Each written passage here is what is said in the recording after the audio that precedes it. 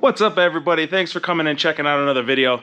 In this video, we got a 2018 Cummins 3500 dually. We're doing front axle, rear axle, and transfer case fluid. I'll take you through step by step so you can do it yourself. Don't pay a dealer, and let's get into it.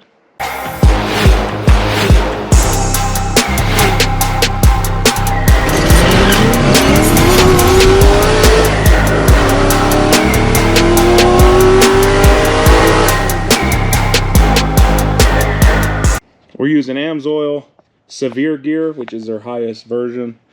7590 for the front and rear diff. And then the transfer case is going to get their fully synthetic Signature Series ATF. The red one, not the blue one. We're here at the rear diff. This diff cover has different bolts than the last ones I've worked on. So this one has the reverse Torx, the E sockets, so I have to go get that. But this one already came with an aluminum finned cover from factory, it looks like.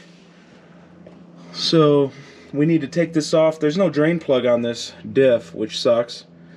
So I'm just gonna have to crack the case. The Banks one is nice because it has a drain and a fill and a sight glass. So it is what it is. So let me go get the socket and we can get started on this rear. I bought this socket set on Amazon. It's pretty cheap. It's probably E10. Yes, E10. E10 is what you need. That's the same socket that I've had to use on my Mustang. So we're just going to slide this out of the way. And we're going to take out all of these bolts. But I'm going to leave the top 2 bolts in halfway. Take out all the rest all the way. That way the cover doesn't fall. And I can let it drain and let it drip forever and ever and ever until it's totally empty. Here's what it looks like with the cover off. It doesn't smell too bad. There's not a lot of black dark buildup like some other diffs I've seen, so that's decent.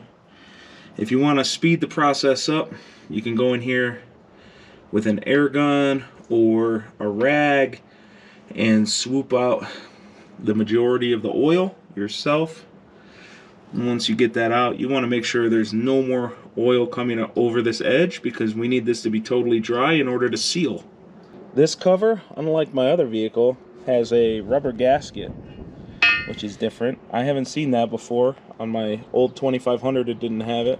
I don't know about my new 2500 yet, but you know, oh well. But yeah, we can see there is some buildup on the cover.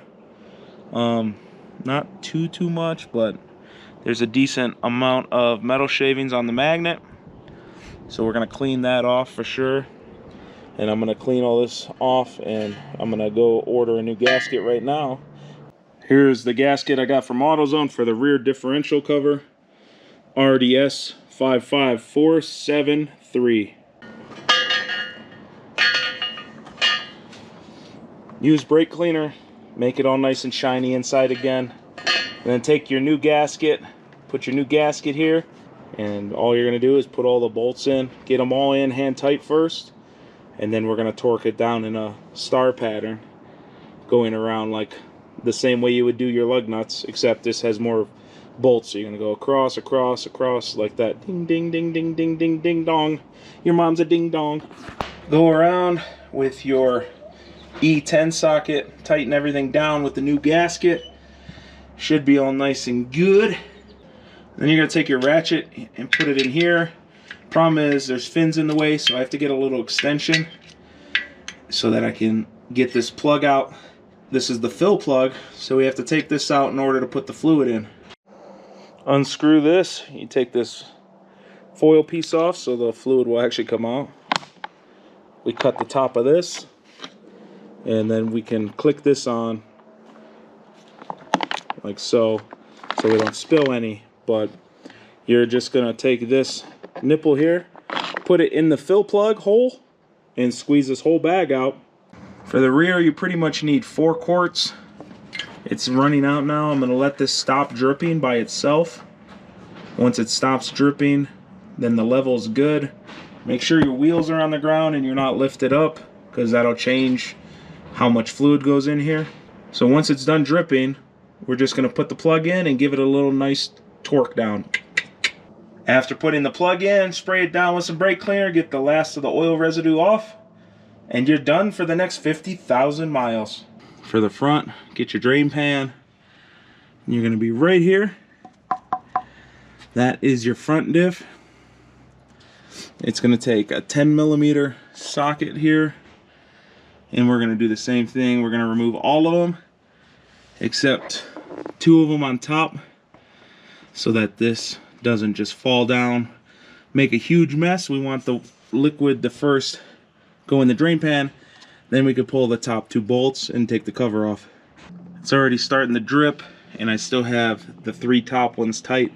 I can't get to it with a ratchet because of this bar, so I gotta get a ratcheting wrench or just a plain box wrench and loosen these guys up so that this can flow free willy.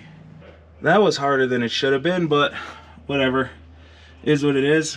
Now I'm gonna lower this jack because I had it jacked up so I could fit my fat butt under here, and I'm gonna let it drain while I go buy gaskets or RTV, whatever. But yeah, nothing looks damaged, everything looks all right. The front diff fluid was pretty clean. The front differential gasket you can only get from Mopar, apparently. I tried very hard to get it. I mean, you can special order places, but AutoZone, O'Reilly's, none of them have it in stock. So it's a 6821 6204 Alpha Alpha. That's the factory part number. So just go to the dealer, pick one up. I didn't do that, so I cleaned everything really good with brake cleaner. And then I have Right Stuff, Permatex Right Stuff, which is the thicker, like peanut butter style stuff. I'm gonna put this, a light coat, on this whole gasket, both sides of the gasket. And then I'm gonna install it. I'm gonna let it dry while I'm doing the rear and the transfer case, so that should be at least a solid 30 minutes. You're going to use a normal ratchet here to remove the plug now. This is the fill plug, so we're going to remove it. We're going to clean it up. With the plug out, we're going to go grab the fluid. We're going to fill it up to the hole here. When it starts running out of the hole, then it's filled. Just let it finish dripping, and then we put the plug back in. Here's the transfer case. You can see the 2 plugs. You have to use the ratchet to get the 2 plugs out. But we have the skid plate here. Skid plate's going to be annoying, so I'm going to get this socket and remove these bolts to get this thing out of the way. For these bolts, you're going to use a 13mm socket. I took 3 of them out. 1, 2, 3. I left the one in, and I just spun the shield out of the way. Now we can get to these plugs here.